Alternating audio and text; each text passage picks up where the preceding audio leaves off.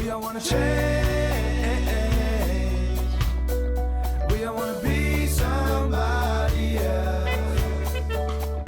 I wanna visit all the places nobody goes. I wanna teach all the things that nobody knows. I wanna grow wings, leave the coop, learn to fly. Bungee jump from the tallest building in Dubai. I wanna fly around town in my UFO. I wanna eat real food, not the GMOs. I wanna make moves. Welcome back to Desertwood Days, and I am here with the lovely Kara J. White, Miss Choreographer. Welcome. Thank you. Thank you for having me. It was such a pleasure to have you here. You know, you're our first choreographer. Ooh, well, there's only one number one. So Oh, you. yes. I appreciate it. Yes, and that's why you were invited to sit on my couch today. And it's a lovely couch it is. Thank you. Thank you. Kara, when did you start dancing professionally? Okay, so when you say professionally, do you mean like when I actually kept the money? Yes. Oh, okay. I'm not sure. I've been dancing since I was about 3. I've taken classes. I was about 3. I've danced probably professionally since maybe 9 or 10. Oh. So I think the money probably went to my momager. Oh, So I think I probably started getting actual compensation for my work about 13 or so. About 13. Mhm. And how would you explain your style of dancing? Oh, I do a little bit of everything. I'm trained in about 7 different disciplines: ballet, tap, jazz, modern, contemporary, swing, hip hop. I think that's all of them. So I do a little bit of everything. I try to fuse depending on what the piece is. So a little bit of everything. So wonderful. my audience gets a little taste of it all. Yes, and that's what it's about, is entertaining. Absolutely. That's amazing. What inspired you to want to teach others? Ooh, I don't know if it was so much an inspiration, but more of a way of life. Oh. I was thrown into dance classes by my parents. I have older parents. My mom was about 43 when she had me.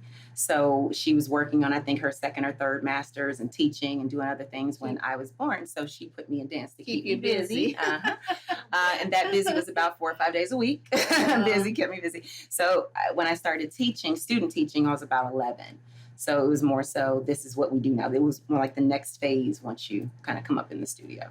That's what you do. Did you really like dancing? Oh, I love dance. Yeah. I mean, it's everything that's breathing to me at this point. You don't really know any different. You can't get in trouble when you're always at the dance studio when you're little. So it is what it always is all the time. Look at those shoes. Well, thank you. Those are beautiful.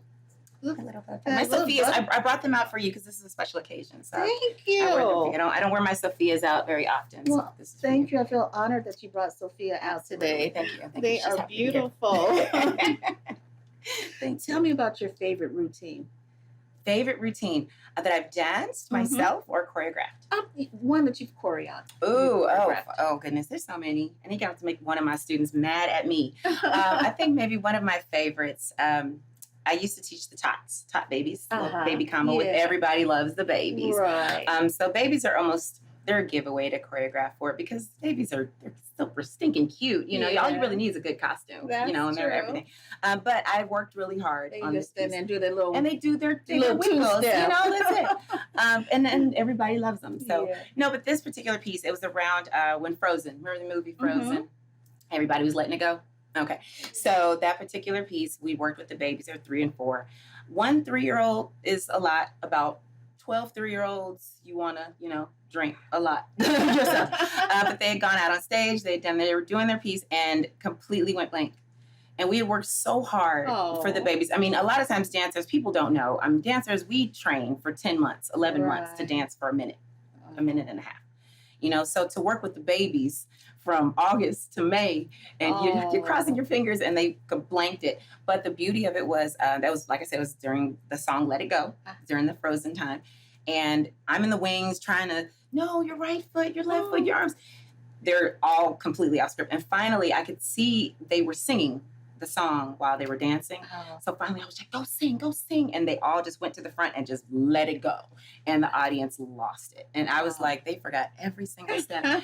But it was beautiful because they were in that moment and they just let it go. And they were in the moment. They had it, and the audience, felt that expression from them. Even though it was not dance at all. It was more like singing. We love the babies. But we love the babies. And that would have to be one of my favorites, hands down. So what is your favorite one that you've danced yourself? Oh my goodness. Oh, so many.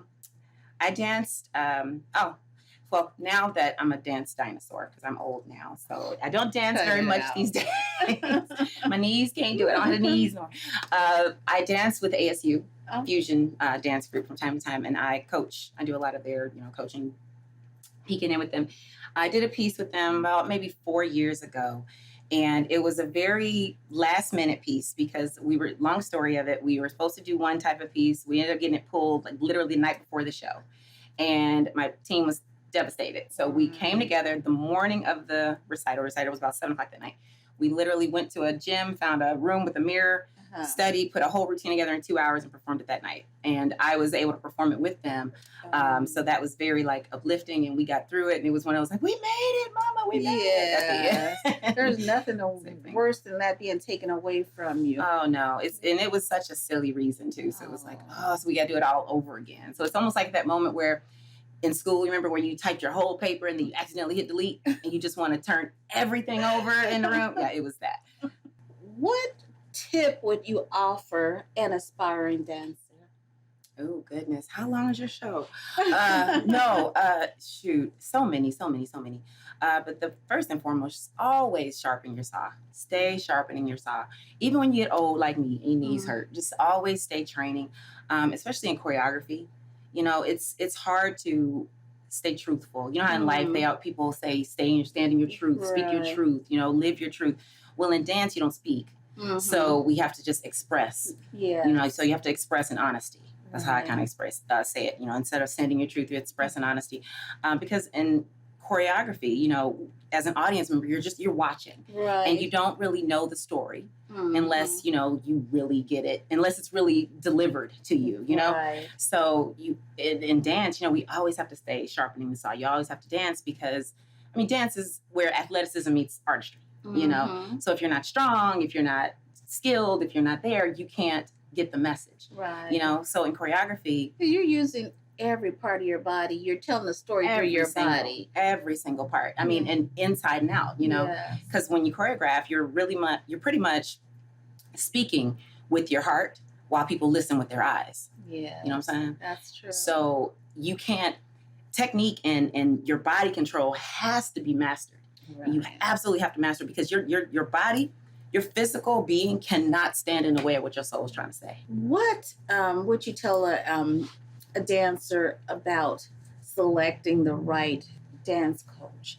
What tip would you give and what advice would you give for that? Finding someone that's willing to listen to you and that you feel that you really have a connection with. I've danced, like I said, forever now. I'm a dinosaur.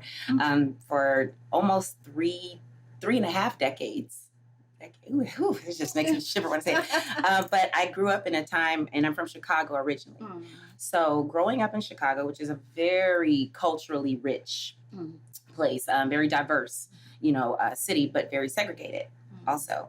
And back in the early 80s, dance wasn't fun and cool like it is now. Now you have America's Got Talent, and so you think you can dance, and, I can dance too, and everybody wants to dance with a millionaire or whatever it is. I just made that up. But, you have the Dancing with the Stars era that makes it cool, and everybody wants to be a ballerina now, where I grew up, where I wasn't invited to parties because I was always at the dance studio, and being a woman of color dancer. It's very different being cast.